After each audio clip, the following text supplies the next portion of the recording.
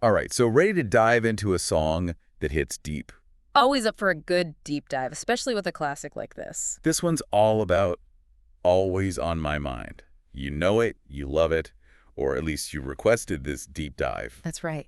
And it's a good one. Behind those iconic melodies and heart-wrenching lyrics, well, there's a whole lot more going on than meets the eye. Serendipity, unexpected turns, the power of just a simple phrase. It really makes you appreciate the stories behind the music, doesn't it? It absolutely does. And guess what? It didn't start with Elvis. That's right. This is one of those songs that a lot of people just automatically associate with Elvis Presley, his version. Especially with the whole Priscilla Presley situation, right? Exactly. The timing of their separation, it all just kind of lined up. But the song's origins are actually a lot humbler than that. And dare I say, way more relatable. Oh, for sure. Because this song started with just a regular old phone call. Not exactly the most rock and roll origin story, is it? Not quite the image that pops to mind, no. But it's true. It's 1970. Picture this. Songwriter Wayne Carson is stuck in a Memphis studio, miles away from his wife back in Springfield, Missouri. Missing her, of course, so what does he do? Picks up the phone. Makes sense so far. But instead of a warm hello, the conversation takes a bit of a nosedive. Oof. Yeah, I think we've all been on the receiving end of that kind of phone call at some point. So how does a slightly tense chat with the wife turn into, songwriting gold? Right. It really shows you how inspiration can strike in the most unexpected places. So Carson, feeling a tad guilty, wanting to smooth things over, he just blurts out, "You're always on my mind." Okay. But those words uttered in a moment of, let's say, marital strife, they stuck with him, almost like a pre-chorus to a song he hadn't even written yet. Wow. It's like a light bulb moment right there in the middle of the argument. So did he just hang up on his wife and start scribbling down lyrics? Not quite. He actually said later that it felt like being hit with a hammer. That's how strongly those words resonated with him. He knew there was something special there, so he started working on the song right away. I can only imagine. But, as anyone who's ever tried to write anything will tell you, sometimes you can have the inspiration, but you still hit a wall. Totally. It's like having all the ingredients for an amazing meal, but you need a chef to work their magic. So who did Carson call on to help him whip this song into shape? He calls up his songwriting buddy, Johnny Christopher. Okay, so who was Johnny Christopher? Just a familiar face on the music scene, He'd co-written some pretty big hits, No Love at All, for one. But more importantly, he'd worked with Carson before. Ah, so they had that creative energy, that back and forth. Exactly. That's just what the song needed. So what did Christopher bring to the table? Did he sprinkle on some of his songwriting magic? He did. He helped Carson refine the melody, polish the lyrics, really get to the emotional core of the song. But even with both of their talents combined, they felt like something was missing.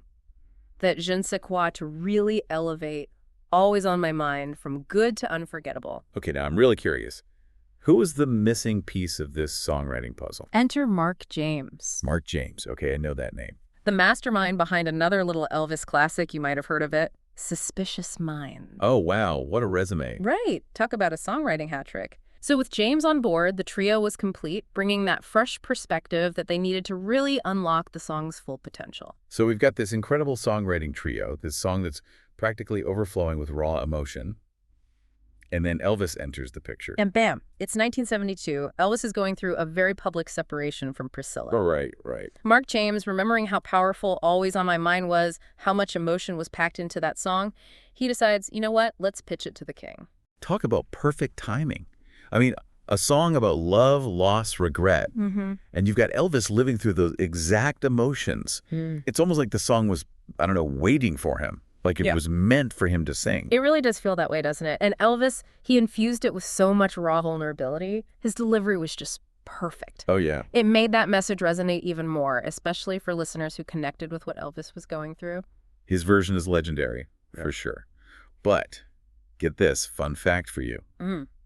In the U.S., Always on My Mind was actually the B-side. You're kidding. To Separate Ways. Wow. Could you believe that? I mean, it makes sense when you think about it. Right. Considering what was happening in Elvis's personal life at the time, Separate Ways probably hit a little harder for American audiences back then. Absolutely. It just goes to show how much music can really resonate with us, It reflects those joys and heartbreaks that we experience. It's true. But even as a B-side, Always on My Mind, it still started to climb the charts. Slowly but surely. It's a slow burn. It found its way, became a fan favorite, a staple of Elvis's live shows. I mean, it's Elvis. Right. It's bound to happen. And it's a perfect example of how unpredictable a song's journey can be. It really is. Sometimes it just takes a little time to find its audience to become a true classic. Yeah. And Always on My Mind, well, it still had a lot more journey ahead of it, just waiting to be taken to a whole new level. Yeah. Thanks to a country music legend. You talking about Willie Nelson? Willie Nelson. His 1982 rendition, it's practically a masterclass in emotional delivery. It really is. But the story of how he came to record it, oh, it's pure serendipity. Pure luck. Okay, I'm intrigued. Tell me everything. All right, so picture this. Willie and Merle Haggard are in an Austin studio working on their album together, Pancho and Lefty. Classic album. Right, so they're wrapping up their recording session. And Johnny Christopher, remember our songwriting hero from earlier? He walks in. Wait, hold on, rewind. Johnny Christopher just happened to be in the studio at the same time Willie and Merle were recording. What are the chances? I know, right? It's like it was meant to be. So Christopher, always the hitmaker, he thinks, you know what would be perfect? Willie and Merle. Always on My Mind as a duet. He even pitched the idea to Nelson right there on the spot. I love how these things just seem to work out sometimes. Okay, so did they record it? Well, about that, fate had other plans, I guess, because Merle Haggard, he had to leave town unexpectedly, left a hole in the recording schedule. So Merle's out, there's a song up for grabs. And what happened? This feels like a pretty big moment for Always on My Mind. It was huge. Willie, clearly moved by the song, he decided to just go for it himself. Thank goodness. Right. Because what happened next is pure music history. His version is just iconic. It's like he took everything away and just left the raw emotion of the song. Yeah. You can practically hear the heartbreak in his voice. Exactly. There's something about the simplicity, the way he sings the lyrics, that just makes it hit you even harder. No fancy production, just feeling, pure feeling. And everyone felt it. Willie's version wasn't just a country hit either. I mean, it crossed over. Oh, yeah. Pop radio, massive smash. Number 5 on the Billboard Hot 100. And on top of that, 3 Grammy Awards. Song of the Year, Best Country Song, Best Male Country Vocal Performance. Yeah. Talk about a legacy. Incredible, isn't it? It really is. To think one song from a single moment of inspiration could become so many different things to different people. Right. From a husband's apology to this global anthem about love and loss. Always on My Mind. Just tapped into something we can all relate to. It makes you wonder, what is it about this song? Why does it still resonate with people after all these years? I remember Wayne Carson once described Always on My Mind as just one long apology. And that's it. I think that's why people connect with it. We've all been there, haven't we?